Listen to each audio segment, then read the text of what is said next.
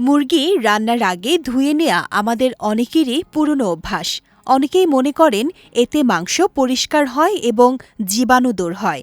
কিন্তু খাদ্য নিরাপত্তা বিশেষজ্ঞরা বলছেন, বাস্তবে এই অভ্যাসই রান্নাঘরে ব্যাকটেরিয়া ছড়িয়ে স্বাস্থ্য ঝুঁকি বাড়াতে পারে। কাঁচা মুরগিতে সালমোনেলা ও ক্যাম্পাইলোব্যাক্টরের মতো ক্ষতিকর ব্যাকটেরিয়া থাকতে পারে। যখন কলের পানিতে মুরগি ধোয়া হয়, তখন পানির চাপের কারণে ক্ষুদ্র পানিকণা চারদিকে ছিটকে পড়ে। এই পানিকণার সঙ্গে ব্যাকটেরিয়াও সিঙ্ক, রান্নার টেবিল, ছুরি, কাটিং বোর্ড, এমনকি আশপাশের খাবারেও ছড়িয়ে যেতে পারে। বিশেষজ্ঞদের মতে, পানি দৃশ্যমান ময়লা সরাতে পারলেও ব্যাকটেরিয়া ধ্বংস করতে পারে না, বরং সঠিক তাপমাত্রায় রান্নায় জীবাণু দূর করার সবচেয়ে কার্যকর উপায়।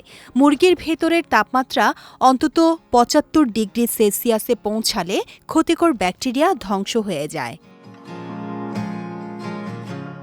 তাই নিরাপদ থাকতে কাঁচা মুরগি, সবজি ও রান্না করা খাবার থেকে আলাদা রাখুন।